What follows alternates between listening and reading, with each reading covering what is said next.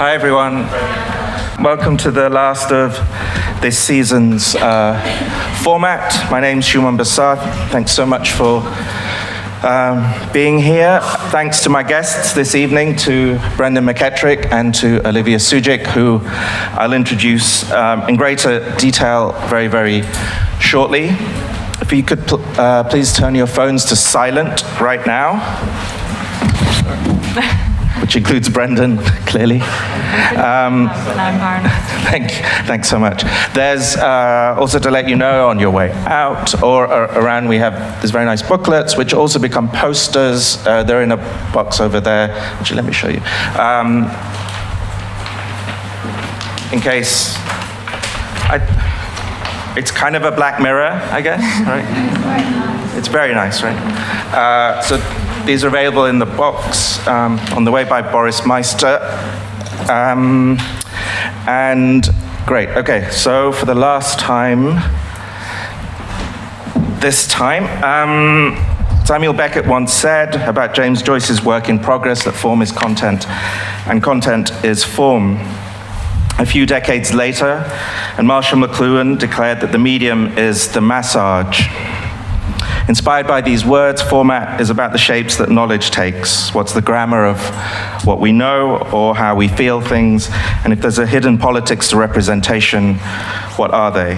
This is the 8th issue of Format, and it's something I called a live magazine. 2 years ago, we looked at the couple format, which was about the kind of forces that bring working couples together, sustain them, and then often inevitably cause them to either implode or explode, which then led to last year looking at power format. Of course, the power couple is one species of the couple format, but power format was looking at whether or not at this point in the 21st century, power is something that's becoming more or less visible than it was in the past. And if so, where is power moving from and towards? And then that sets us up for the current issue, which is looking at the unit of the self, or what I call self format. And so some of the questions that we've been asking again and again throughout the last 3 sessions, and indeed this evening, are what are the historic sources of the self? Why did Adam Curtis call the 20th century the century of the self? And what has become of the self at this point in the 21st century, where data capitalism is poised as the dominant economic, technological, and indeed political framework for generations to come? Our guests so far have been Sophia Almaria, Douglas Coupland, Hans-Ulrich Obrist, Jack Self, and Adam Turwell. We've touched on the self in relation to artificial intelligence, in relation to physical and digital bodies, to empathy and perhaps the opposite of empathy, which is shaming, to faces and virtual reality, to publicness and privacy, and indeed to the trend of autofiction, which I'm hoping to touch on also this evening. Of course, it will be remiss of me not to mention the presence of a certain highly tanned president in town today, not least because many, indeed perhaps some of you earlier today, have been part of these demonstrations, part of these protests, and they are protests against his very self. A stunted man-child who has no superego, just pure solipsistic ego, whose grotesque distortions of reality are now a reality that we all inhabit, which led me to think perhaps he is the ultimate extreme self par excellence. So I'm going to now introduce our first guest for the evening.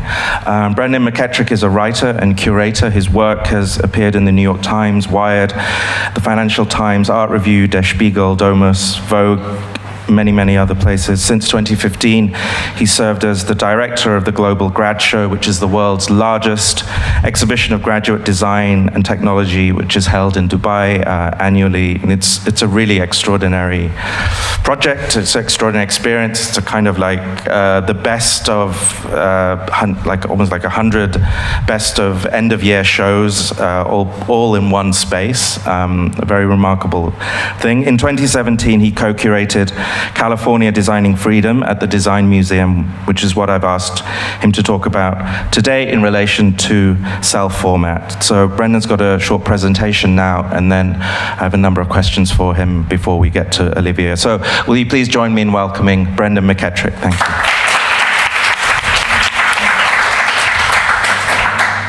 Thank you, Shumon, very much. Thank you for inviting me and for picking such an interesting and important topic. Okay, I'm just going to jump into it. I think the self is an extremely important topic to talk about at the moment because I think there are a number of forces which are shaping and altering and mutating the self, our understanding of the self, and also our behavior and our interactions with others. And I think that representative of this is this ad that I saw on the tube recently. It's worth looking at in detail. It says meet your data self, and it's basically selling a service which kind of makes a digital dossier of you, of all your kind of what ratings agencies and different sort of third parties can understand about you based on what you do online.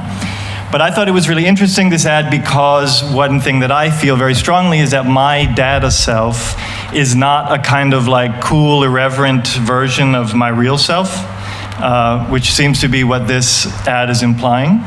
I would actually suggest that this picture is a much better representation of myself and my data self. Not that my real self looks like Patrick Swayze, but I would say that my data self does look like a naked, sweaty Chris Farley, with all of the sort of gluttonous, sweaty, autoerotic dimensions of that. Because, your data self, whatever it is your data self is, it includes all the things that you do online, and that includes, for example, maybe the 4 hours I spent on YouTube watching like football hooligan documentaries and then ultimately football hooligan fights, or the hour I spent Googling what kind of music do dogs like, for instance. So all of that is part of your data self, and if there are organizations which claim to have expertise in understanding and defining your data self, then we've got to think about all those things that go into that. And that's a kind of urgency because, as you all know, and as Shumon already suggested, we live in an age of data, and particularly an age of data capitalism, where the devices that we use, the products that we use, the services we use to mediate between ourselves and our world are collecting data all the time and creating profiles of us and also sort of shaping the reality as we understand it. Not only that, but they're also shaping the way that we connect to each other and the sort of way the world even is visualized and understood. This is an animation of the Facebook connections, how they were evolved from the year 2010 to the year 2014. And you can see by the year of 2014, you almost have a kind of alternate projection of the Earth based entirely on interpersonal connections of a very specific kind, which is the Facebook kind, which is not very often a real kind. The other thing to say about this kind of technology is that it also mediates and sort of is a defining influence on our most intimate moments, not just sort of macro trends, but actually some of the most intimate ways in which we communicate with our loved ones, in which we fall in love, and in which we kind of come to understand what we care about and what we should do. And the thing that unites all of the previous examples, and the thing that I think needs to be understood well in terms of understanding how these technologies affect the self, is to understand the place where they come from. All the things I just showed and many more things come from a single place, and that place is the Golden State. And so I think it's really important to consider at this stage what the nature of the self as it's understood in California, and particularly as it's understood in Silicon Valley, is to understand how all of the tools that we use affect us in what kind of self that they encourage, what kind of self in a certain way they mandate and they enforce, to understand how we can better and in a kind of more empowered personal way interact with them or not interact with them. So, as I say, they're from the Golden State, but they're not from this California. They're not from the California of Baywatch. In a certain way, California's enormous influence on the world is understandable when you think of this image. Everyone loves, bimbos and himbos, and California has produced a lot of that. But in reality, it's this California that is having the profound influence on all of us, the California of Silicon Valley. And I think this is a more challenging and in a way more interesting mystery to understand how these guys, these are obviously fictitious representations of the guys, have come to have such an enormous influence on the way that we understand ourselves, the way we communicate with each other, on design and on the world itself. So what I'm going to try to do, what Shumon has asked me to do, is in a way kind of psychoanalyze California, and particularly Silicon Valley, and try to show the defining features which have produced the ideology that now shapes our world. So, very quickly, I'll just try to say, how did it happen, basically? How did this one state, one part of one country, come to actually essentially define reality for an enormous part of the world? And I would say one of the reasons, and one important reason that maybe I'll return to quickly later, is that the internet essentially started there. This is an image of the internet in 1973, the entire internet. So if you look at it, you can see that it does extend to Europe, it extends to London, it extends to Norway, some other places, but ultimately the predecessor to the internet was an American invention. And why that's important is that it means that America and California in particular was able to define the platform that the internet became. And that was a lesson that Silicon Valley learned very well, that if you can define the platform itself, you define everything about what goes on that platform, and you can inject that platform with your own values. And then anyone is welcome to build on that platform, but what they build is inevitably affected by the values that you establish in the platform itself. So in the case of the internet, that's essentially what happened. Another thing to say, which is really important to understanding California and how California technology reached the point that it's at, is that California is, among many things, a center of the American military-industrial complex. This is a Polaris missile, and for a long time, the majority of silicon chips produced in Silicon Valley, and the first silicon chips that were produced in Silicon Valley went into Polaris missiles. And this is a really important point to make, because I think there's a misunderstanding that when we find out that Google is working with the military or Facebook is working with the NSA, there's somehow a kind of assumption that that's a form of betrayal or some kind of lurid post 9/11 type of thing, but the reality is that the military-industrial complex created the tech sector, so there is no Silicon Valley without the military-industrial complex. So it's not that tech emerged and then the military said, oh wow, these guys are interesting, let's work with these guys. The military made these guys. So there's no way to get outside of that relationship, and that relationship is very much ongoing. Another thing to say about California that's really important is that it's a place that was basically generated through booms. It's undergone many, many booms. This is a poster for the gold rush. But even before the gold rush, there was an oil boom. After that, there was a military boom. There was a housing boom after World War II. Of course, there was the dot-com boom in the 90s. So basically, California is a place which has developed itself through a series of booms, and as a result has developed a tremendous stamina for dealing with booms and busts, and also a tremendous appetite for hyping things up.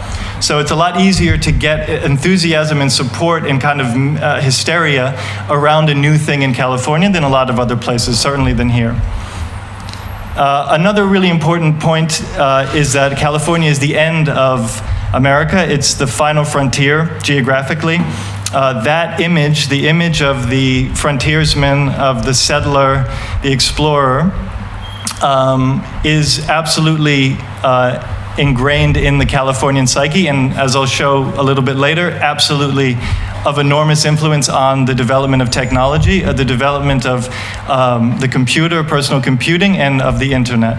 The image of cyberspace and the computer as a kind of new frontier, and of programmers and technologists as frontiersmen and women, but mostly men, of course, working that frontier was absolutely essential to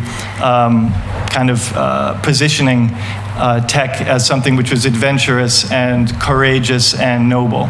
And I would also say this image also implies the brutality and cruelty and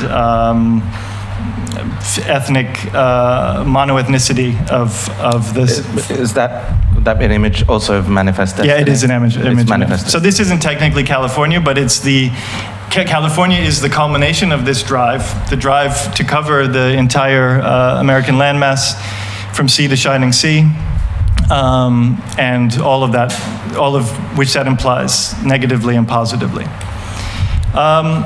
An extension of that frontiersman experience is a kind of emphasis on the individual, and also an emphasis on the individual in nature and in the world, very much defining him or herself against the elements, against forces that would try to control you, either nature or government or mainstream society.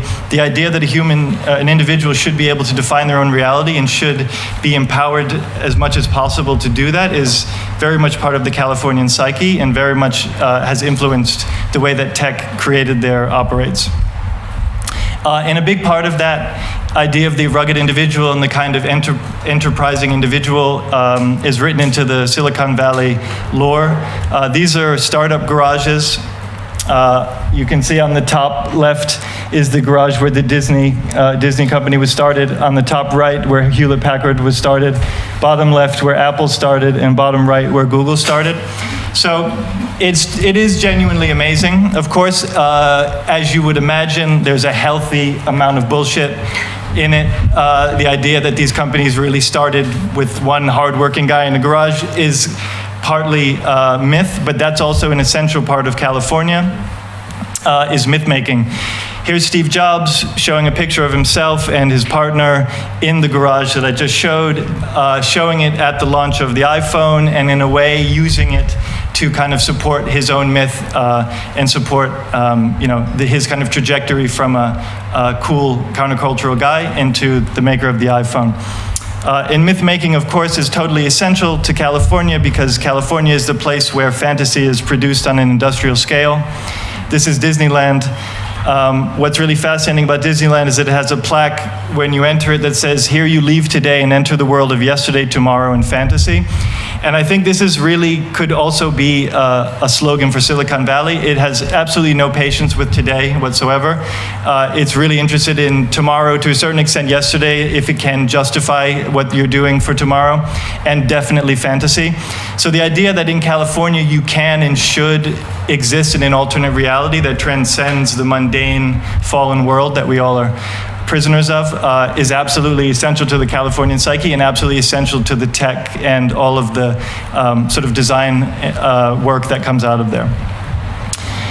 And one thing I will say that's really important is that having this fantasy industrial complex coinciding with a tech complex is really useful, because that fantasy complex produces expectations in popular culture that then the tech complex tries to fulfill. So this is a punch card for a flying sausage pizza from the Jetsons. It's kind of hard to overstate how deep and profound the effect of the Jetsons was and is on American expectations of the future, and how disappointed we all still are that we don't have flying cars, for example. But you can also imagine how useful this was in terms of ratcheting up expectations for what technology could do. Okay, the final point that I'll make, is a sort of macro point, is that California is also a place which has had a very long and dramatic, frequently violent history of demonstration, protest, and struggle for freedom. This is an image from 1930 of a protest against illegal raids by the Immigration Department. And if you know what's happening currently in America, you know that this basically could be today. The exact same things are happening now. The exact same dynamics are in place. The exact same people are executing it. The exact same people are being subject to it. And so this culture is very important to California, that it is a place that is kind of hyper-democratic in a way, and also hyper-authoritarian. Okay, so that's a sort of just prelude to just explain the kind of macro trends which affect what goes on in California. And then so basically last year, I made, together with Justin McGetrick at the Design Museum, a show called California Designing Freedom. And the premise of the show, it's also a book, and the premise of the show was basically to say that California almost hiding in plain sight, has managed to produce so many things which have had such a profound effect on the way that people work, the way that they create, the way that they communicate, the way that they love, the way that they, what they aspire to be, that it was necessary to make a show that really tried to show how these things are related to one another. And the sort of central premise of the show is that what California has done is design freedom. It's designed freedom in the sense of it's produced a lot of work that encourages a kind of freedom of creativity, a freedom to avoid orthodoxies of design, orthodoxies of behavior, and things like that. But also it has designed a kind of freedom which it now demands that the world respect, and in a way, through the products that it creates, almost forces people to be subject to. And one of the kind of key touchstones for coming up with this concept was this ad, which is for the PowerBook, which was the first kind of commercially successful mass market laptop. And it was produced by Apple, and it was sold with a single word, freedom. So you can understand at the time what they meant was freedom from the office. So you can work on the beach, and you can work on a plane, you can work on a mountaintop, and you can do all the things that a California person loves to do because they have all those things. However, as we know now, that freedom now means that you have to work on a plane, and you have to work on a mountaintop, and you have to work in the rain. So that freedom, which you could imagine you understood was sincere at a certain point, has become the opposite and has become a kind of prison. And that's also part of what California is designing. It's designing an interpretation of freedom which is so specific and so uncritical of itself that it becomes a kind of prison simply through the extent to which it's succeeded. Okay, so I can't talk about the show. We don't have time for that at all. But what I'll try to do is just explain the 5 sections that the show is divided into and give a little overview. So what we said basically is that what distinguishes Californian design and technology, what distinguishes California's contribution to design vis-a-vis everywhere else in the world, is that it basically has interpreted technology and design as being tools of basically individual and small group empowerment. Tools of personal liberation is what we called it. So the kind of idea is, the existential idea is that technology should serve to empower the individual against the kind of powers that be, the kind of hierarchical forces of life. And so basically 2 examples of that, which are kind of from the bookends historically of the show, are on the left you have the Easy Rider Captain America chopper, which I think embodies a certain kind of, I would say, very 20th century interpretation of freedom, which is just 2 wheels in an open road, countercultural, very much an extension of that sort of frontier experience. And on the right, you have the Waymo self-driving car prototype, which is Google's self-driving car. And this is an entirely different form of freedom, where you have the freedom to freedom from driving, but however, it's a freedom that means that you basically put yourself in the hands of an artificial intelligence and let them do all the work. So that's a very different form of freedom. And just a very short little story is that basically, in terms of design in California and in design in Silicon Valley, for a long time there was no design. It was an engineer's and a programmer's town. And to the extent at which design mattered there, basically starts with this little tall drink of water here, which is basically the first pocket calculator, and it was developed by HP. And the reason why it matters is that it was the first gadget produced in Silicon Valley that was defined by what it should look like. So the aspiration was that you should have a calculator that fits in your pocket. That was the beginning. And rather than doing what they usually did, which was that the engineers designed something and then the industrial designers just put like a kind of aluminum box around it, they actually did something which was design driven. And the reason why that's important is that that's the beginning of the kind of process of increasing personalization of technology and increasing intimacy of technology, that you're carrying it with you, it's a part of you, it's an extension of you. And that obviously continues into the iPod, where you're suddenly carrying 1,000 songs in your pocket, and obviously to the iPhone, where you say your life in your pocket. And so in terms of the self and how technology in Silicon Valley affects the self, it's important to understand that there is absolutely no limit to how deeply embedded in you Silicon Valley wants technology to be. And the idea that you are symbiotic with your technology is an absolute given. It's not something which is debated. It is something which is taken as almost an article of faith. Okay, the other section, another section was called Say What You Want, and this is really about different forms of freedom of expression and how design and technology in California has explored those things. So on the left you have the gay pride flag, which is designed by Gilbert Baker in San Francisco. And on the right what you have is an annotated example of the code beneath a tweet. So these are representing different forms of freedom. Again, on the left you have a kind of artistic expression which is about expressing pride in yourself and in your community. And on the right, what you have is again a platform, a neutral platform, Twitter, which doesn't claim to have an agenda and claims to simply provide a way for people to communicate and express themselves. But we also know that has its own problems. Here's an amazing quote. Do I have social skills? I don't know. I have social media, that's for sure. So that's from Donald Trump, 45th President of the United States. And I think the important thing to underline about that is that what it really demonstrates is the hands-off ethical approach of Silicon Valley. It just says, okay, what we do, we provide the platform, we provide the tool, and we just step back and see what happens. So if Donald Trump wants to use it to threaten North Korea, and it can make money for Twitter, they're going to allow that. And that's an important part of the freedom of California. Third section was called See What You Want, and that's about design and technology for providing new ways of perceiving the world.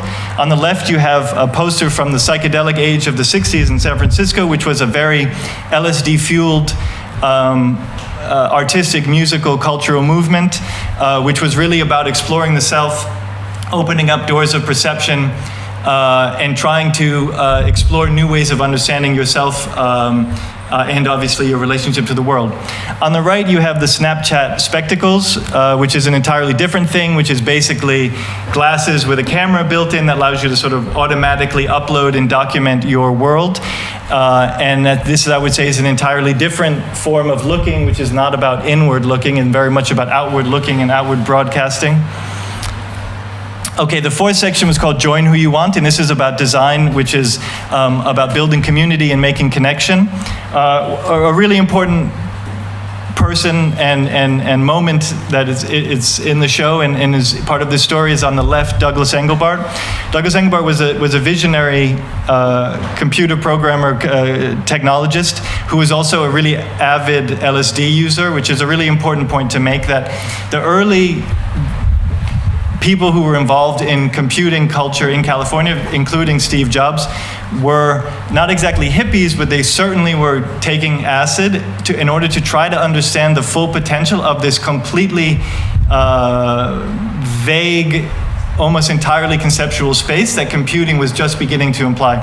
And Engelbart basically had a thing called the Human Augmentation Center, and what they did was explore what computers could do to try to enrich the human experience. And so basically he developed, or he and his colleagues of course, developed a prototypical computer called the NLS, which introduced in the early 60s, years and years and years before it ever became feasible for the masses, things like cut and paste, things like Skype video conferencing, things like Google Docs, collaborative documents, the mouse.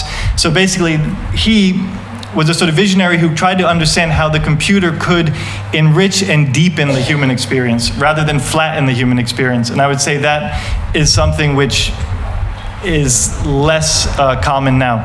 And on the right, you have Burning Man, which is a kind of extension of California culture. It started in San Francisco, and it's also, again, an extension of this sort of frontiersman, cowboy fantasy. Okay, the final section, which is, I would say, is the most important section, was called Make What You Want, and this was all objects, devices, designs, which are about helping people to create new things. And on the left is the Whole Earth Catalog, which I'll talk about in more detail, and on the right is the Macintosh. The Macintosh is super important to this story because the Macintosh is the computer that made computers personal. It's a computer that, for the first time, attempted to interact with you almost as a human would. Before the Mac, obviously, you needed to be able to program, to be able to use a computer. It certainly did not say hello to you. It did not have what you would call soft human qualities. But the Mac did do that. And also the Mac, very importantly, was the first computer that you could really create with, that you could paint on. Not paint, of course, but you had Mac Paint. You could print on it. You could do desktop publishing. It was a tool for creativity rather than a tool for spreadsheets, basically, in video games. And just a very small point that I want to make, which I think is very important because it's underrepresented. A lot of the key contributors to making computers human, I would say, were women. There's a very kind of heavy, dominant male narrative around tech, but actually, for instance, the original Mac icons that defined the Mac operating system were created by Susan Kare, who basically created a kind of Esperanto language, universal language through images that allowed anyone to be able to intuit how to use this computer. And it's easy to kind of take that for granted now, but at the time it was a very, very radical thing to do.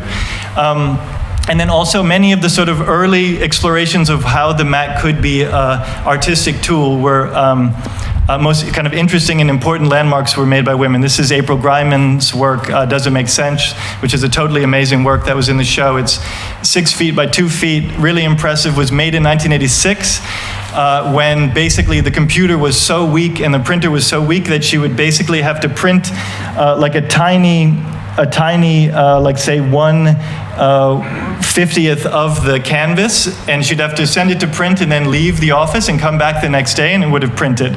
So it was this hyper labor intensive, almost like artisanal work that was about exploring how this new device, the Mac and Mac Paint and all of these different kind of new tools could actually empower artists in new ways. Okay, so finally, the Whole Earth Catalog. If you were to ask me all of these things, right? Military-industrial complex, capitalism, counterculture, they existed in many, many places. They certainly existed here.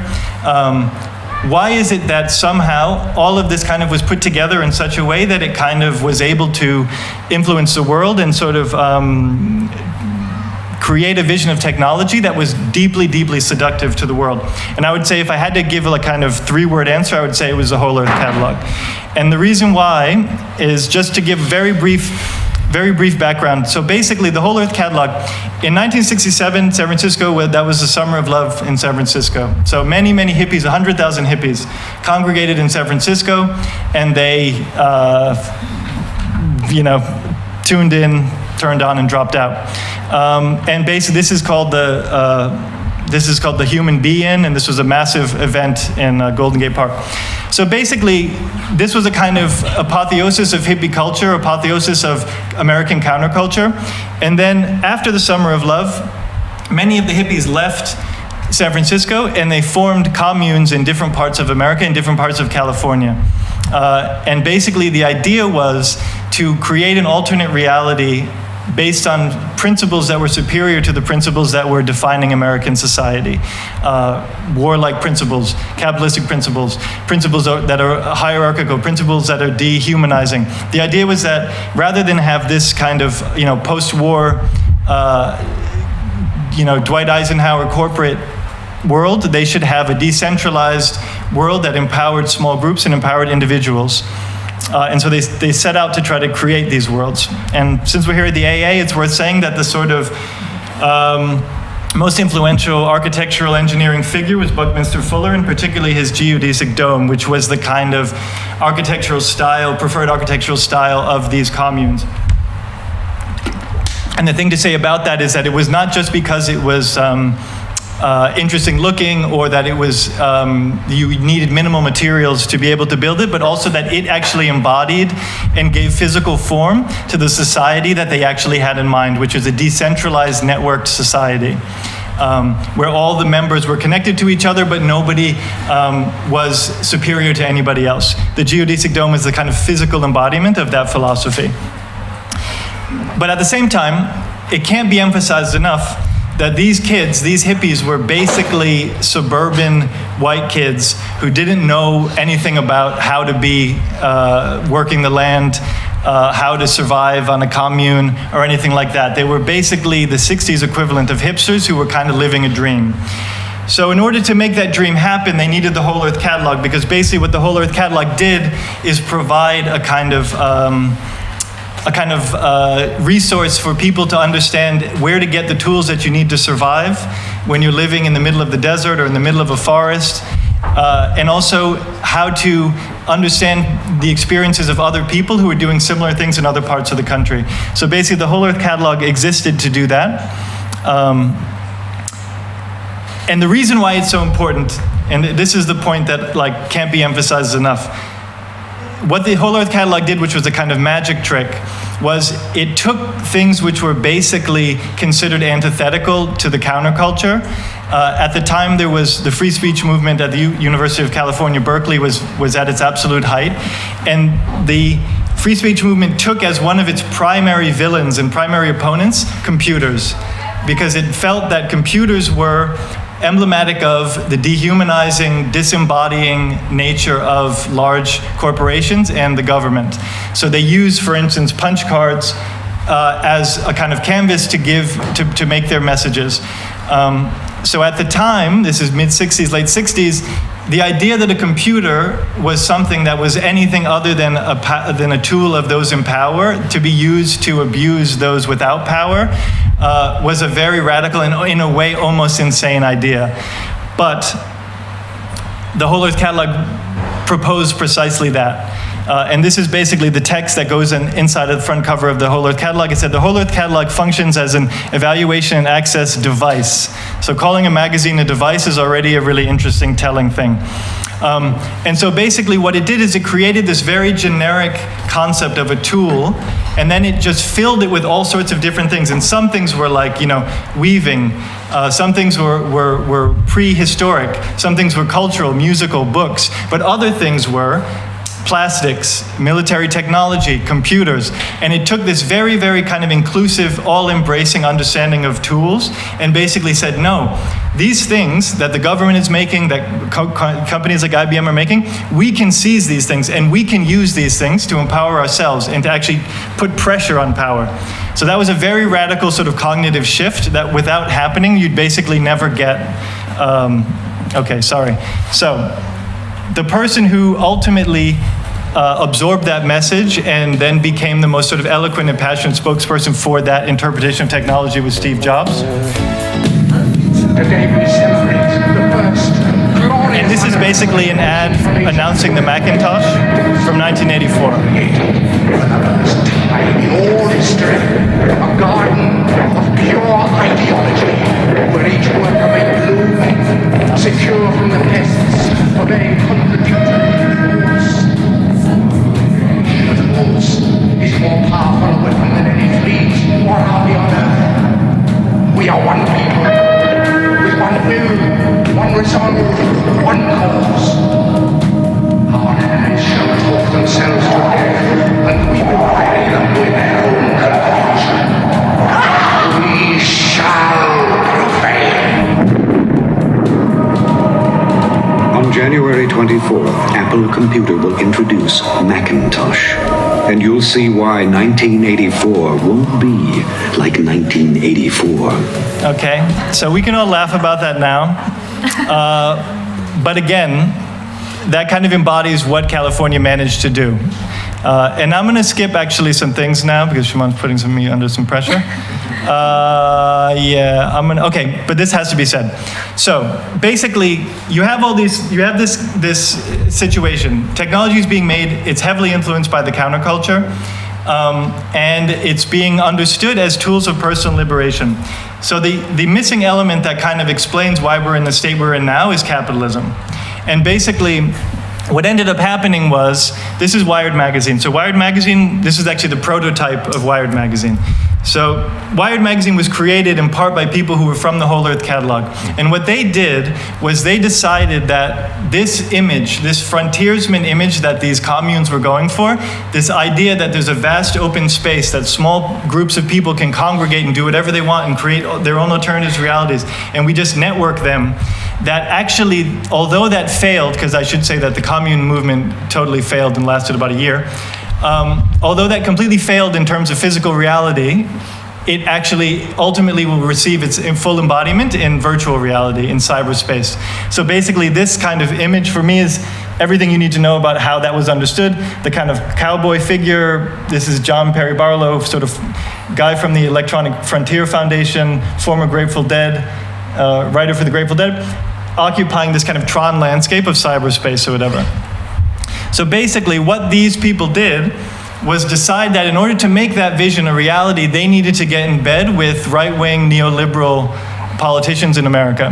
And so this is Newt Gingrich, who kind of led the right-wing kind of revolution in the mid-90s. And they decided that basically what they needed to do is make sure that they empowered and deregulated as much as possible so that the telecom companies could be free to establish cyberspace as quickly and kind of efficiently as possible. And that really matters because if you look at this thing, this image, it's important to emphasize that this was an entirely public, non-commercial situation. All of these nodes are either research institutions, universities, or government, military institutions. So there was no commercial layer to the internet at all. And that remains important because basically all of the protocols that were developed at that time for the internet were based on a free model. That's why email is free. That's why setting up a website is free. All these things that we take for granted, GPS, these things are free because they came out of a previous version of the internet, which was actually public and which wasn't concerned with maximizing shareholder value. And that's why Facebook gets to pretend that it's free, because it gets to piggyback on all those protocols that were developed in the free time. I'm not going to read that. I do have to read this, though, because it's about the self, I promise. So I'm going to close by talking about Facebook, because Facebook is the place where many people kind of define themselves online, and it's also the place where the neoliberal capital atmosphere of the web is sort of most toxic. So this is basically a quote from Mark Zuckerberg about the nature of the self. The days of having an image, a different image for your work friends or your coworkers and for other people you know are probably coming to an end pretty quickly. Having two identities for yourself is an example of a lack of integrity. Okay, so that's what he thinks, the person who creates Facebook. And I would say that this is totally emblematic of what has happened to Facebook versus the internet. The internet originally, if its metaphor was communes and its metaphor was a big wide open space where you could build whatever you want, you could do whatever you want with whoever you want. Facebook now, I would say, is like basically a suburban town, walled in, gated community. And this is not a metaphor, this right image, this is literally the Facebook campus. And this is what it looks like, and so this is what you can understand that Facebook is a suburban creation by a deeply suburban mind, and has all of those assumptions of quality and of expectations. And this is very important at this moment in time because now Facebook, along with everybody else, aspires to put us all into virtual reality, and then what is that virtual reality going to be? It'll be a Facebook virtual reality, and that's a reality which is as I say, deeply, deeply rooted in a lot of the values that I just talked about, but particularly deeply rooted in a kind of capitalistic model that assumes that everyone is connected to each other through a kind of, monetary relationship or monetizable relationship. The final thing I'll say, and I'm sorry, Shumon, because we're at the AA. So this is an architectural point, because I'm only saying because I'm at the AA. I want to say something about the Facebook campus, okay? I went to the Facebook campus, and if you see on the top, this is the plan of the Facebook campus designed by Frank Gehry. This is what it looks like, and if you see on the bottom right, this is a kind of zoom in. So you can see all these things are desks. So it's a massive open plan with desks everywhere. And I have to say, if I looked at that plan, I would feel that is hell on earth, basically. An open plan, desks everywhere, people, no privacy, just awful. Of course, the embodiment of what Facebook is supposed to represent, but absolute hell. However, we went to visit it, And although certain aspects of it were hell on earth, like for instance, on the right you see their interview rooms, they have literally people having to do math equations in public, which for me is like literally an anxiety dream for me, that I would have with a glass door, me having to do math. But what I will say is that this is really, when I actually got there, I have to say I found it really strangely and surprisingly wonderful as an experience. And it is, the energy in it and the intensity of it is, there's something about it which actually really works. And I think that's really important to say, because not only because we're at an architecture school, but also because it tells you that the plan, which is a representation of reality, is a totally misleading document in terms of real reality. And I think that's the problem with the self as it is defined in virtual space and is defined by Facebook and social media. It's a representation of reality which is entirely flat and encourages a very flat, extreme understanding of it, and an extreme reaction, and misses not only a third dimension, but in terms of this Facebook campus, a fourth dimension, which is the sort of human experience of being with other people and the sort of thrill of that. Yeah, you know what, I'm going to stop there. Thank you so much, Brent.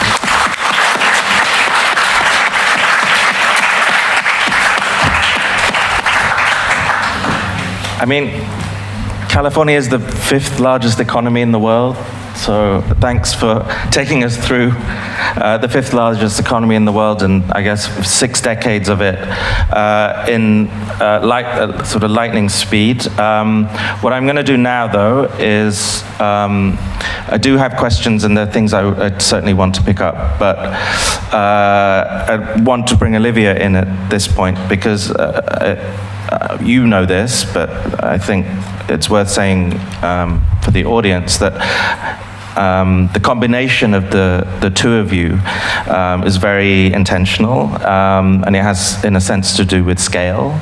And I loved your phrase, fantasy industrial complex. And perhaps what we could do now is move to something like the intimacy industrial complex, and how that's been rendered in a recent piece of fiction, and also future pieces of non-fiction by Olivia Sudjic. So to introduce Olivia, she's a London-based writer and novelist. She's written for publications including the FT Weekend, The Guardian, Elle, The Observer, and Harper's Bazaar. Sympathy, published in 2017, is her debut novel. Some of the things that were said about it, The Independent said, it's a gripping odyssey into one woman's online addled inner life, and the New York Times called it an uncomfortably contemporary tale of unrequited love in the internet age. And we're going to kind of get into some of the hardware, software of this recent novel. She's currently working on her second novel and a personal essay, Exposure, which we'll also hear about very, very shortly. Will you please join me in welcoming Olivia Sudjic?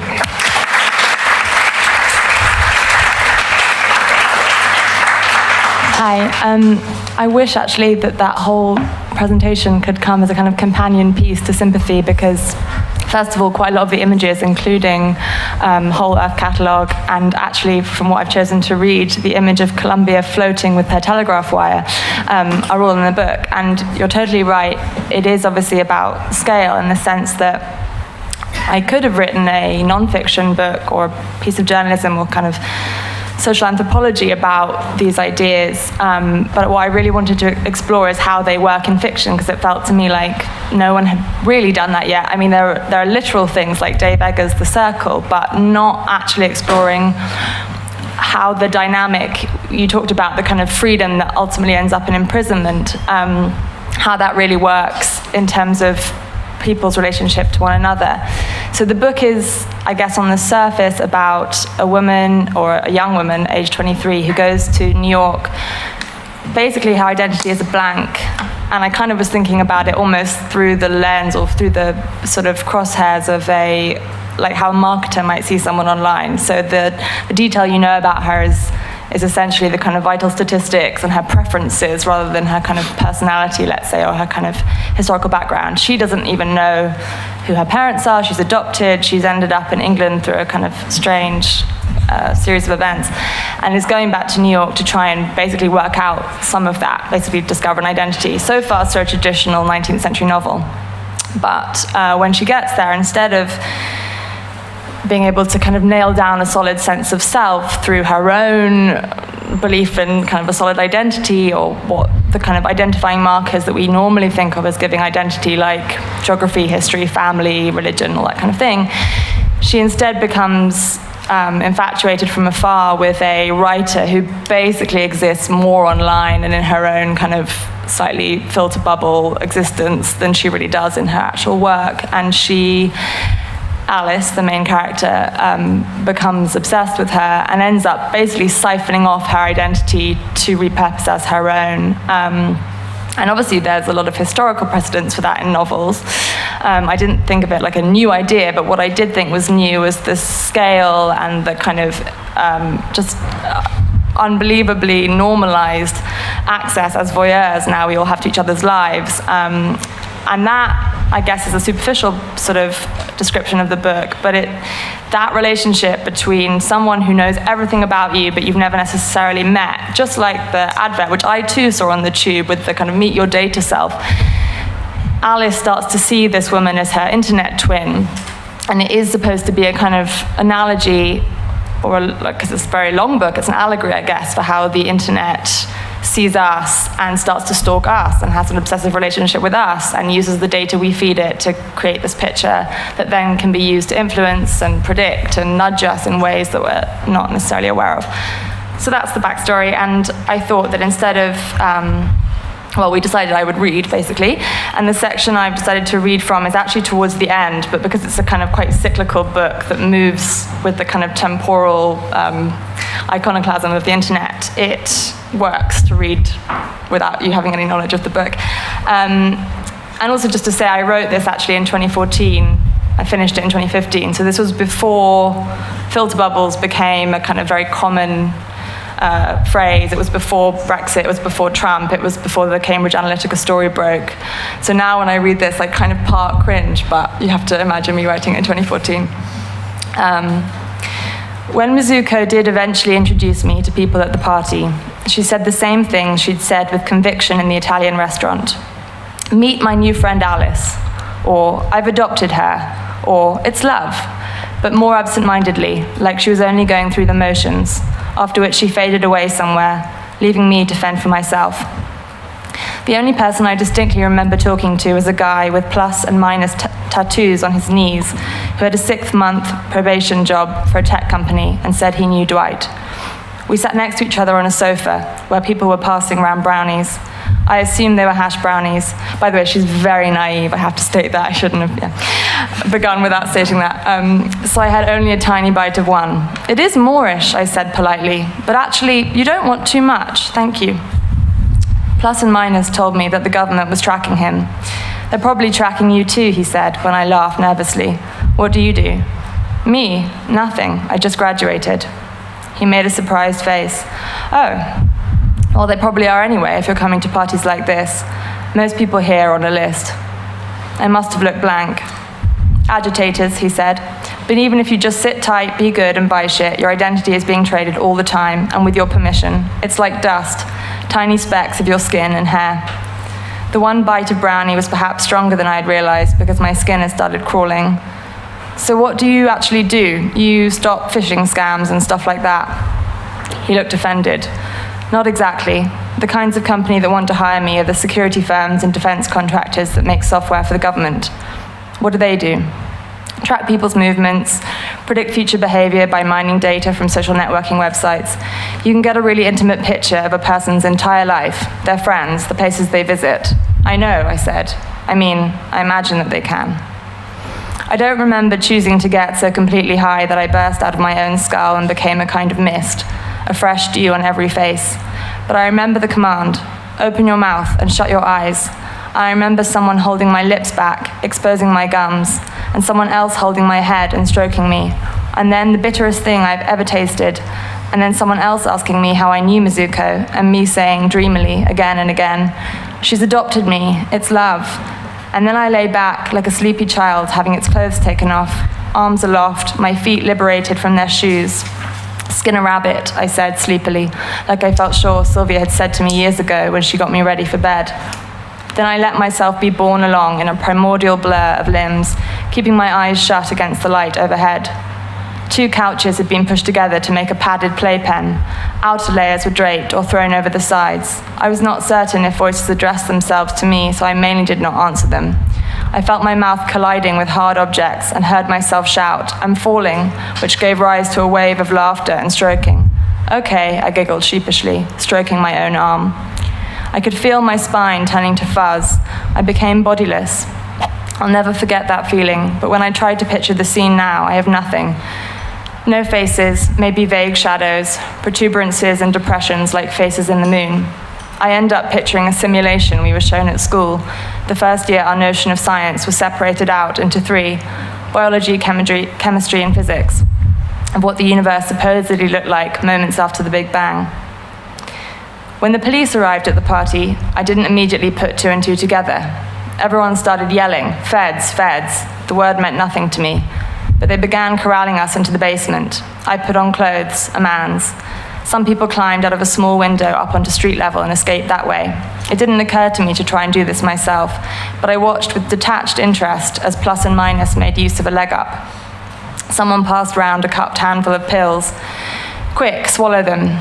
Obediently, I took what felt like 3. There were black spots in front of my eyes, a ringing in my ears, sirens or music or something else. Maybe because I did not try to leave, or because I did not recognize the officers as representing any danger, or because the large and sweaty denim jacket I had put on had mysterious origami squares of powder in the pockets. I was one of a handful of guests taken away in a van. When we got out, we were taken for fingerprinting and photos, and I smiled until my jaw ached the whole way through. When they were done, I could not stop staring at my hands, which now looked like cartoon paws. I wanted to show Mizuko and have her hold them, squeeze them. How cute! How cute! The concrete cell was small, and a quarter of it was taken up with a toilet without a partition. But despite this, I remember thinking the room had a really nice vibe. Slowly it occurred to me that I was happier there and more at home than I'd ever felt anywhere in my life. I spoke at length with my cellmates, whose lives I understood instantaneously and as profoundly as if I had lived them, was living them myself. I lived all of them, not one by one, but simultaneously. Of course, I now understand that I was under the influence of a psychoactive drug consumed primarily for its euphoric and empathogenic effects, and was not, in fact, having a vision of agape. Someone told me I needed to drink water. And so, to reassure them and show my appreciation for their concern, I kept calling out for water, but no one came. After a while, my incessant commentary on the oneness of all beings became a low murmuring, and finally silence as I lay back against the cool, miraculous solidity of the cell wall. A voice to my left asked if I was okay, and I told it I loved it and was deeply sorry I did not know its name. My cells, the cells in the skin on my back, felt like they were popping one by one wherever I pushed into the wall. I tipped my head back. From somewhere behind me, beyond a bright rim, I heard singing. I don't remember them asking me any questions. All I remember is giving Mizuko's name as my own. Then, when I was released without charge, I walked west, thinking of Columbia floating westward, stringing telegraph wire behind her, a picture I'd seen pinned to a notice board in Dodge Hall. I muttered the words, "Go west," until my jaw could not move anymore. I had a dry, bitter feeling in my mouth.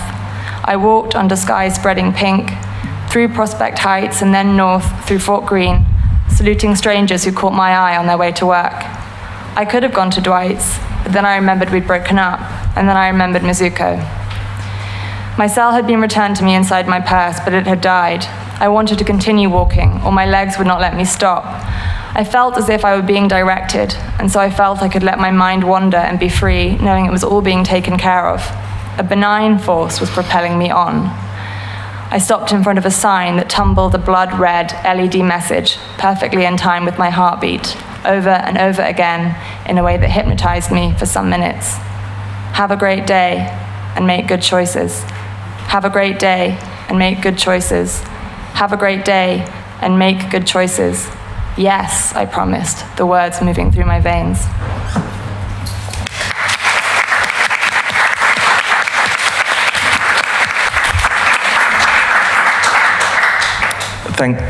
Thank you, Olivia. I mean, my first question was going to be what triggered the book, but actually I think you already told us that. But my follow-up question, which you also kind of alluded to, but so I'm going to put it to you here. Hans Ulrich always says that books contain other books. Could you tell us if your book contains other books, or does it contain other... You are one of the editors of, is one of yours. So yes, The Age of Earthquakes was in there. But it definitely contained other books in the sense that it's got, for a start, it's a kind of meta-fictional book because it has books within it already, and that idea of kind of history repeating, but also these mirrored images being contained within the kind of representations. So in it, there's everything from Henry James and kind of the idea of novels like Edith Wharton's looking at The Age of Innocence, the idea of when some great technological shift is taking place, some of the people who get most anxious about it and translate it for the layman who's not, let's say, the kind of the tech guy in Silicon Valley are novelists because they kind of process what it means at the human level. I mean, it's almost a kind of endless list of books that are in it. But I guess it's also a book that's full of apps and platforms. Mm-hmm. And so, like, what's the status of the mention or the litany of books versus the litany of apps?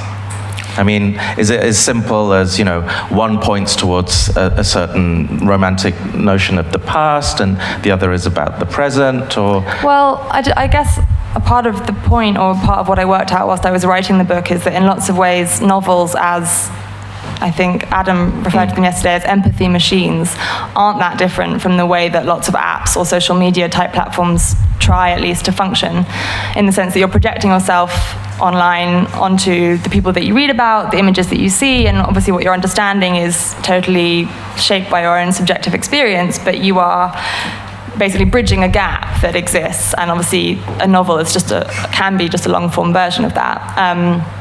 I think there's definitely something about in the novel, I guess there are these different demographics. So there's a grandmother, there's a 40 to 50-year-old crowd, then there's the kind of younger crowd, and each one of them have their reference points. I suppose one worry was that by including so many apps that are named, that it would be dated within a second, but I don't think that's the way it's worked. It's more like the way that the texts, who are mentioned by name, they're in this one great big, I guess, echo chamber.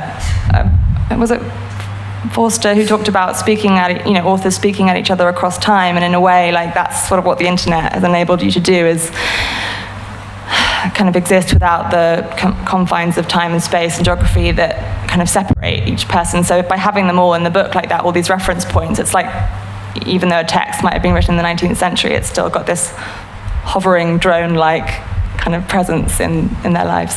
And then to kind of go even further with that, I wonder if there was a notion of a literary self that was propelling certainly the protagonist here, because this notion of like the blank protagonist is something we're certainly familiar with. Certain history of 20th century fiction, whether it's Camus or then Roland Grier's, this like almost effacement of the human, like how does a room seem from the perspective of a set of cabinets or something like that. But so I wonder how conscious you were, because you the cover here on the right is the paperback cover, which we both have here, and I was asking you about how it came about and whether you had input into it. And can you say something about that, because it's important to you that the face is not shown here? Well, right? Yeah. So the hardback cover is by John Gray, who's a designer that I really admire, and apart from all that's exciting about suddenly seeing a text that was only a Word document suddenly have this visual representation that makes you feel like it's no longer in your hands, I like the fact that it was abstract and that it made me see the text in a different way. And obviously the flower is this very naturalistic kind of, you can see the dew drops. When I first showed it to my mum on a phone screen, or with a laptop, she was trying to get rid of the cursor because it doesn't look like it belongs there. So that jarring, basically it looks simple, but obviously there's lots of layers, and in lots of ways you don't have to read the book, you could just have a look at that for a few minutes.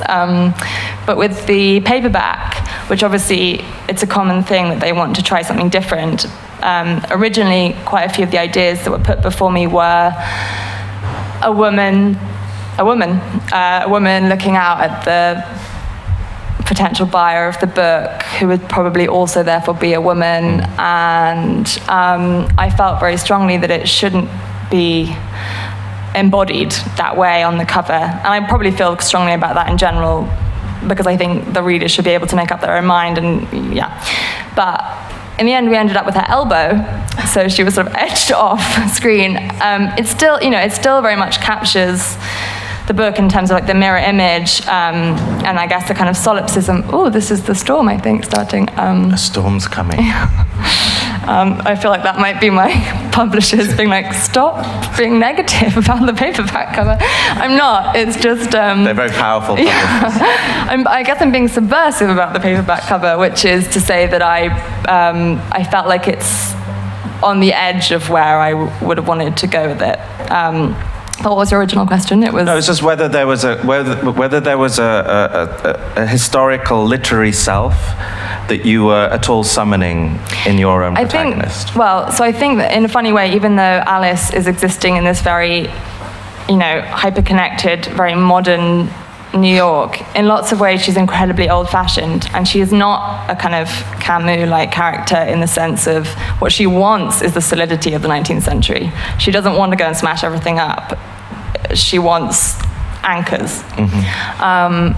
And so in that way she's quite, it's like in The Talented Mr. Ripley, where someone chameleon-like decides to kind of get their sense of self from an existing archetype. And so she's she's a total dork. Like, the books she reads and everything, they're all, for a start, like nothing's very modern. So that I definitely think the kind of Edith Wharton era of novels, that's more the self she's aiming for, but it's not where she ends up. And then you mentioned Adam Telwell. So we had the last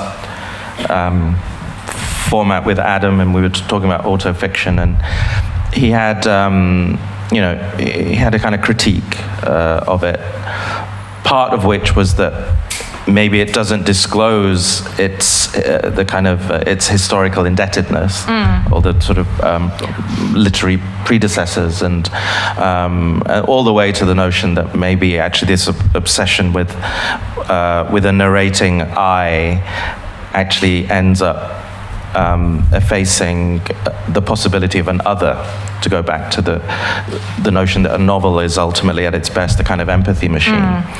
Yesterday I was talking with Marina Warner, and I sort of continued this conversation, and I wanted to know from Marina whether she felt that autofiction has been something that is now being kind of marketed as something that's produced largely by women, for women.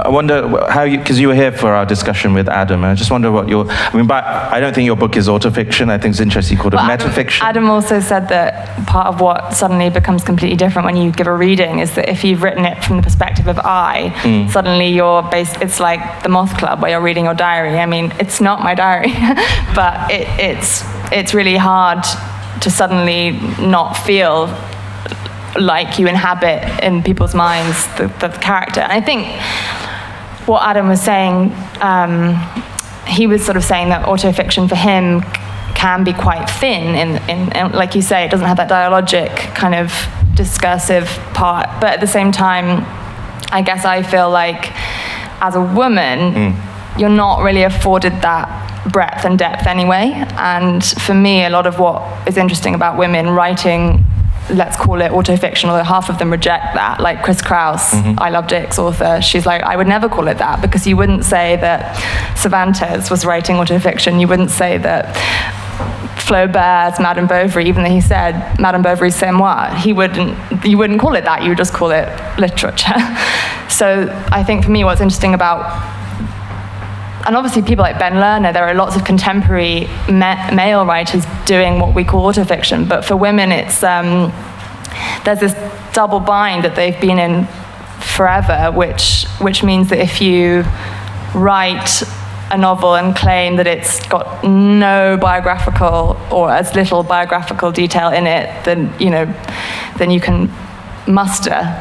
People will still read it as a kind of coda to your life. And then if you do this is my memoir, everyone's like, oh, little violin, and this is basically the women's section of the bookshop for which there's no male equivalent. And so the kind of way I think that they get around it is by refusing categorization and blurring those, and autofiction, other than actually sounding quite techy and its merging of the two words, is one way that you can basically double bluff and say, well, your guess is as good as mine, and you don't think I'm telling the truth when I say it's not my story, and you think that I'm lying when I say that it is, or that it's somehow solipsistic. So I think that's why for women it's a very different tool than it is for men, because they're often afforded.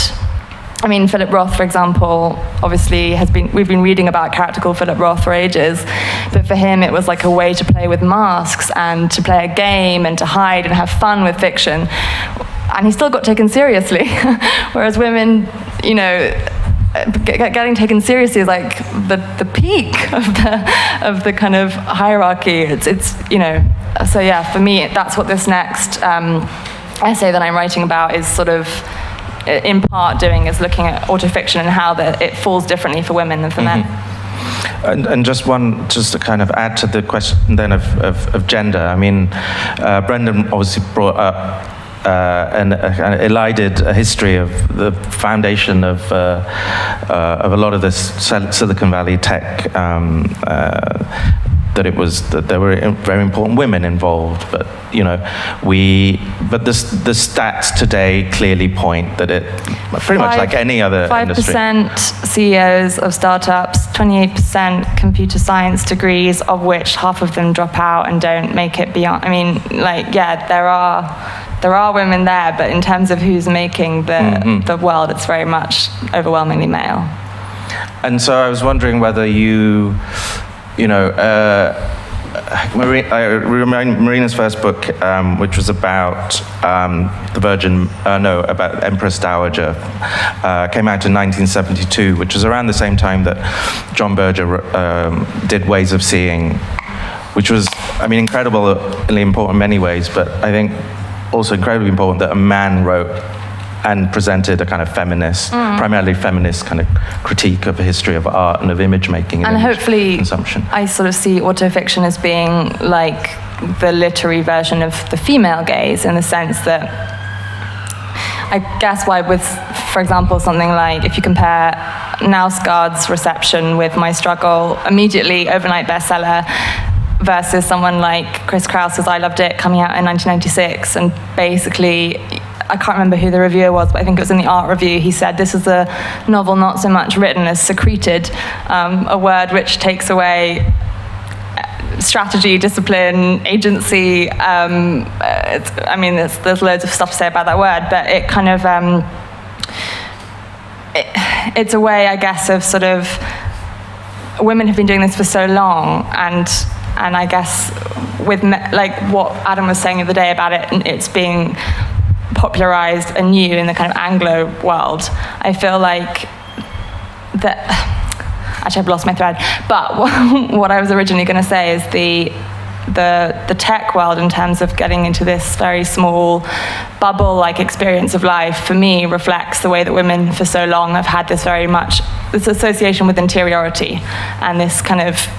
And so I guess, in a way, I think more and more men's experience of their world is getting closer to what women have been dealing with for a really long time. So for them, it's like, oh my God, like, I'm so hemmed in, actually. I thought I was really free, and it turns out all my preferences are being shaped for me, and it's the equivalent of like the yellow wallpaper for men, is now this like realization that their lives are kind of quite confined by companies that come from Silicon Valley.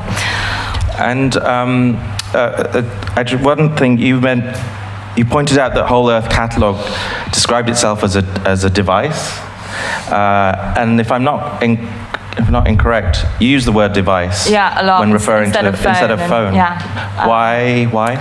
There are quite a few. In fact, a Dutch translator asked me this the other day, and there's like, one is just repetition, and and so on. But actually, what I was also trying to explain to the translator was that obviously the word device, unlike phone or cell, has the extra meaning of being this tool of manipulation, which has obviously existed in various forms. It can be like robotics, or even in kabuki theater in Japan, the idea of like puppets and these mechanisms by which you can kind of perform, basically performative, I guess, manipulative and performative. So yeah, it was, I guess, a nod to that. Brendan, I'd like to bring you in here. I was wondering whether in your show it seems to me there's a continent, 1.3 billion person large elephant, which is China. No one's spending more on AI in the world at the moment than China. And when it comes to things like algorithmic governance, social credit scores, all of this kind of stuff, it isn't the stuff of Black Mirror. It's just actually everyday life. Thank you. Is that your publisher again? Come in. If you were to... Seriously? Where would the story of China come into the story of California? And if you were to do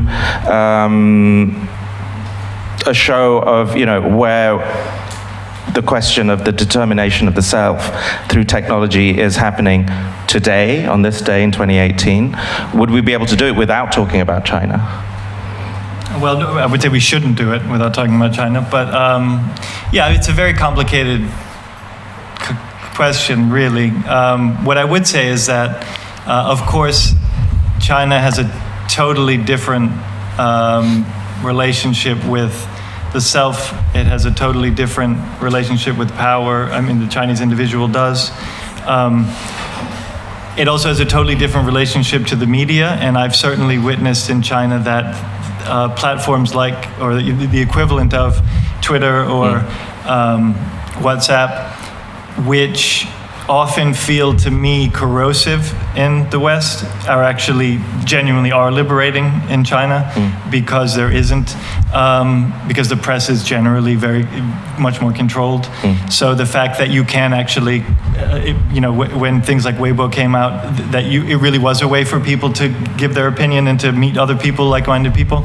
It in a way validated a lot of the arguments that Silicon Valley made. However, the reality is that what they're building is really a parallel universe. It's using a lot of the same technologies. It's even using, in some cases, some of the same rhetoric. But the reality is that what we know, what the premise of a lot of tech in its kind of most naive, most self-congratulatory phase is that it is a kind of extension of democracy. It's a kind of democratization of the world. It's a sort of extension of the freedom that is implied in the free market and all these kinds of things. What we know and what China is the sort of ultimate example of is that that's not true. You don't need personal freedom for the free market to thrive. And in many ways, it works a lot better without it. So I think that what's really interesting about what's happening there is that you will get some of the benefits and some in much imagination and kind of flowering of what's possible with tech and how you can communicate and represent yourself and understand yourself with tech. But all of that is happening within a system that doesn't that very explicitly puts a cap on that. But again, what I want to emphasize is that this is not like China's repressive and America's not. Of course, that's ridiculous. If anything, I would just say that it shows the sort of faulty logic that a lot of the sort of techno-utopians in California and other places use when they say that a device itself can democratize things, can be a source of and kind of must be a source of empowerment and liberation, because it's just as easily a source of the opposite of that. And actually, one of the other things I want to ask you, because I mean, it was really stunning and striking and fascinating to see all those like constitutive elements, the kind of characteristics of the history of California that you'd argue that somehow collude and have a confluence to produce what they've produced. But there's also, I keep thinking about all these memes that were made of Zuckerberg's face when he was at the recent congressional kind of hearing, and many which are posit the idea he's basically an alien, drinking water for the first time, badly camouflaged in a bad version of a human being. But I think that what was so striking about his face and the pallor of his skin was, it seemed, and also just you could actually his suit was a prison, right? Like, I mean, this guy famously only wears the same T-shirt and the same jeans and the same sneakers. But this notion that it seemed as though the future that he, and his people had planned had gone awry. Something had gone wrong, and so there's this notion. I mean, we say in our last book that it's the unintended consequences of technology that dictate the future. So to what extent is because we talked about manifest destiny, to what extent is the manifest destiny of Facebook or Silicon Valley turning out the way it thought it was going to turn out, or is it now in a state of being potentially entirely hijacked by the unintended consequences of what it couldn't foresee? And in particular, in relation maybe to the question of who the self is and who we are. Yeah. Well, I would basically say two things. One is, I think that a real weakness of the Californian ideology is its unfamiliarity with nihilism, because I think that anyone who understands how other parts of the world work, understands how power manifests itself, also how power is resisted in other parts of the world, knows that Facebook was absolutely just red meat, and it was easy. And I think that that's a sort of failure of imagination, basically. The other thing I would say, though, and I think actually Olivia was alluding to it, it's one of the nice things about California that I found is that it's this do first, think second approach. Yeah. And I have to say, there were moments when we were making the show that, like, I felt like I was getting really upset. I was like, no, I just need to be more Californian about this shit. I just need to do it. And there was something about that was genuinely liberating and actually felt really good. Yeah. And I felt like, oh, okay, these guys are up to something. The problem with that, of course, is that almost everything happening there is happening in a kind of philosophical and ethical vacuum, basically, because it's this, move fast and break things. And I think that that's basically what they've run into. They never considered the consequences. It's like they never considered the consequences of disrupting journalism. They didn't think for a second what journalism is. They just figured, okay, we're going to become the platform for journalism, without understanding what fact-checking is a real thing, or that there's things that were developed over centuries that are integral to democracy, and they just didn't spend a second thinking about that, because they could corner the market. So they said, let's corner the market. Why not? That's what we're here for. So I think that's a big part of the problem, is that there's very little conversation there, which is like, which happens before. There's a lot of backtracking. And in terms of the self, though, the one thing I would say is that when I went to the Facebook campus, this is before a lot of this had gone down, and one of the things that was sort of nice about it is that you felt like everybody really was like, believed that they were working for a good company, what I mean? Believed that they were doing something good. And there were a lot of smart people, at the end of the day. That's why kind of demonizing these companies is really unfair, because a lot of the times they're just like hardworking, idealistic young kids. And I really wonder what that's like now, because the self that is a Facebook employee, now you cannot pretend like that anymore. Yeah. You can't say, yeah, we're just connecting people, and it's a lot darker than that, And you can't also say that we're led by a kind of visionary genius who kind of dropped out of Harvard and has created, the limitations of this person are very clear, and that's what independent of his look, because, I have sympathy for his look because I would be freaking out too.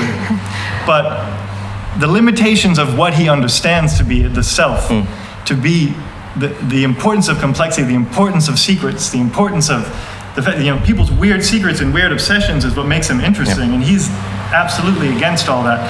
And that's, if I was working for Facebook now, I'd be really, really concerned about that person, like basically making all the key decisions for the company, because he simply doesn't have, and no individual has the depth to actually, or the breadth to encompass everything that Facebook is now, or wants to be.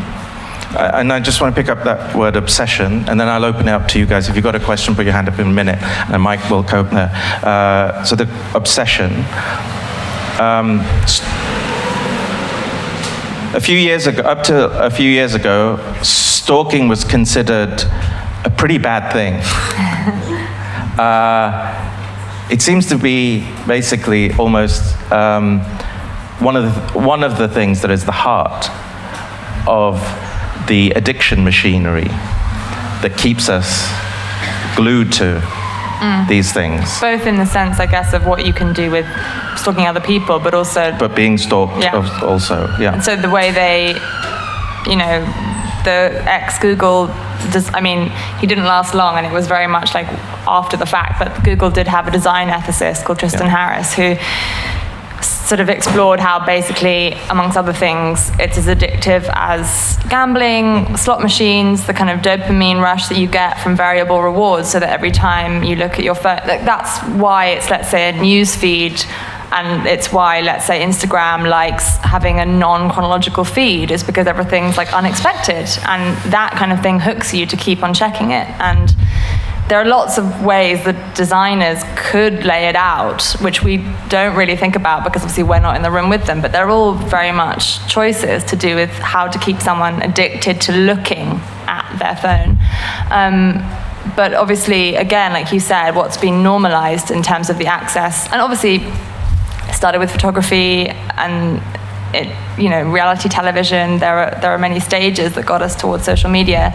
And actually with photography, Susan Sontag wrote that the camera makes everyone a tourist in reality and eventually in our own. And that's, I guess, where you get to with social media, is that even looking at your own images from maybe a year or two ago, or when you get a time hop on Facebook to 10 years back, and you just think, who is that? And for me, actually, I had Bebo years ago. I don't know if anyone in this room knows what Bebo was or is, but I abandoned it and jumped ship for Facebook when it first came out. And then about a year or two later, a friend rang me at university to say that someone was basically puppeteering me on Bebo and had taken all the information, all the photos, all the everything that I'd ever uploaded. And when you're 17, that's quite a lot. Quizzes like, when did you last throw up in public, and all that kind of stuff. I answered the questions too, and then I just abandoned it. Mum, it's fine. My mum's in the audience, but I couldn't work out what they were doing, because it didn't even necessarily. There are so many extremes that you can point to online, which is like the extremes of stalking, the extremes of catfishing, the extremes of identity fraud. But in this case, the person did not seem to really have an agenda. It just seemed to be because he could. And that for me is sort of what summarizes it. It's not the extremes, but it's just the kind of totally normal behavior that becomes increasingly legitimate because of the way that the design, the interface just makes us think it's normal.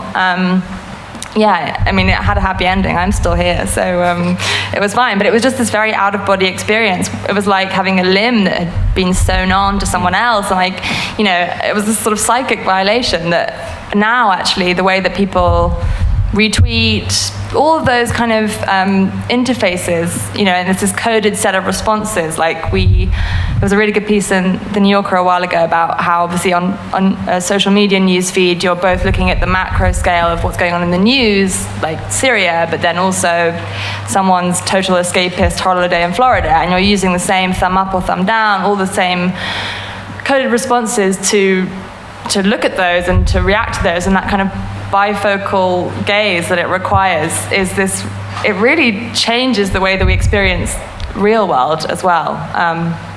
Can't remember what your question was. Thank you. No, that's great. Are there any questions or comments from you guys? Frederick, please. Thanks. Thank you. I wanted to pick up on something that Shumon said about unintentioned outcomes and what Olivia was just saying about addiction, and ask generally question regarding Jaron Lanier's recent ideas outlined in The Dawn of New Everything. It's an amazing new book where he talks about a small but significant error made in the creation of social media. And that error would be that it's free. And he describes a simple example that if you have two individuals that want to communicate in a medium that is controlled by a third person whose only gain is to manipulate those two individuals. And he's trying to kind of argue for a correction of that error, because he talks about it as being so significant that it will eventually drive us so mad that we will perish, literally, by this madness that this has created. So he's kind of going around trying to convince these tech giants to create a new model of a sort of subscription or something where we actually pay for this medium that we communicate in, which would then in turn stop the kind of addiction model, because that manipulation that this third party, the owner of the medium, is creating needs the addiction for the communication to continue. So I was just throwing that out there, because I think it's very relevant to what you talked about tonight. Actually, the Ugandan government has just introduced a 5% tax on social media, which is quite the first example I've heard of this, for very different reasons. That Jaron Lanier, I mean, they're basic. Although, I mean, it's more to do with actually sort of stymieing the platform and actually narrowing. I mean, it's basically the government's very scared that it's too free in terms of expression and political dissent, and so they feel this might be one way in which certainly the most disenfranchised people will not have access to it anymore. It's very different reasons, but it's the first example I know of where there's specific social media tax. You brought up freeness. Do you think Lanier's argument would I think he also suggests that we should be paid for our participation, for our labor, for our work, right, rather than the other way around. Could you expand upon that notion, because it's interesting, because the free philosophically and then free economically, would changing that foundation, what would the consequences be? Would that really genuinely change everything? Well, it would change a lot, because the thing about free is that if the service is free, then you're the product. Right? That's how Facebook makes their money. And that's what was so infuriating about Zuckerberg at Congress, is he was going, we run ads. They don't run ads. It's not like a magazine where they're running ads. They dice up every single thing that you do on Facebook, so you're constantly being monitored. And that's true of all these products that are free. The way they make money is by surveying you and by selling you. So if a subscription would allow you to get out of that, then yes, I think that would be really stimulating. I think a lot of people would pay. I certainly would pay for it. Because there are aspects of Facebook that, as much as I hate to say it, I really use a lot and I like. There's people I'm connected to on Facebook that I would not be connected to. So he's got me.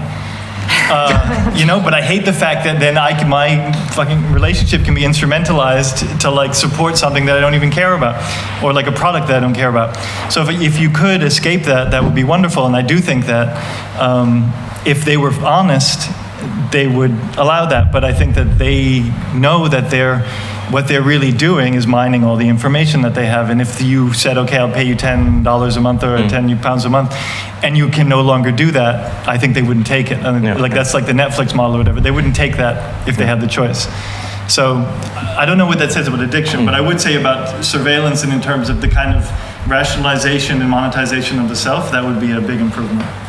Yeah, I mean, if the goal is to try and break addiction, yeah, it's like, you know, putting the cigarettes in the kind of hidden bit, or like introducing as many kind of hurdles basically to jump. I guess it's difficult to make something paid for once they're used to it being free. Like there's that experiment where parents come to get their kids from school and they come late, and actually they do it way less when they feel bad for coming late because the teachers have to stay, and then they start introducing a fine, and the second you introduce money, the parents are like, well, if I'm going to be late anyway and it's just a monetary transaction, then I'm going to turn out really late. And then when they tried to make it back, when they took away the payment, everyone was like, well, that's a service now, you know, you can't. What I think is interesting is Tim Berners-Lee, who obviously, you know, was one of the early creators of the internet, yes, also in America, but he has now, on the 20th birthday of the internet, came up with the Open Something project, which is basically like each user of the internet should almost like have a kind of locker that is theirs, and all the data goes in there, and you can decide what you almost sell.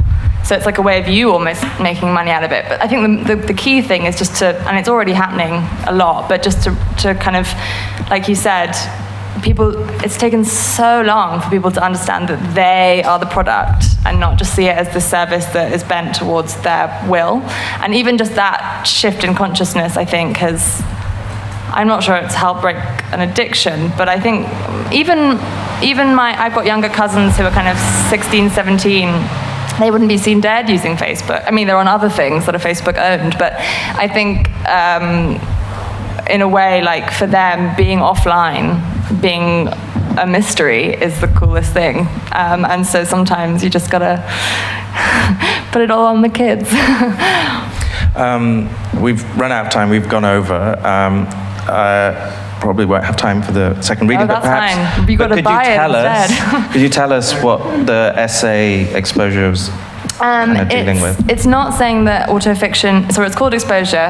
It's not at all saying that autofiction is a new category, but it's sort of trying to join the dots between the kind of anxiety epidemic that we are supposedly living through in this age of maximum exposure, and sort of looking at how that double bind I mentioned of if everyone can't be an elefante and kind of hide basically and have this absent presence, and you are kind of in one way or another forced, even if you're not on social media. Like my grandparents think that because they don't have well, actually my grandmother now does has Instagram, but because they don't use the internet like I do, they feel like they're safe. But as I try to explain to them, the main tool, right, of geolocation is like a fingerprint, and all the stuff that's supposedly, anonymized, you can absolutely be found by like 2 or 3 data scientists spending about 15 minutes on it. So the idea that basically if none of us can not be exposed all the time, and it's this Faustian pact we've already made, then what are ways we can respond to it in the arts, in fiction, and one of those I think is autofiction. So like turning your own story into this sort of narrative that is like fake news, all of these blurring between what's real and what's not, and basically taking control of that narrative in an age where there's everything sort of absolute relativism and there is no truth. The narrative becomes the narrative voice. That is basically the plot, is like who's telling the story. Thanks so much. I'm going to have to wrap it up at this point. I want to, in particular, thank Ellie, who's been doing all the tech for the whole format series. So a round of applause for Ellie. Thank you so much.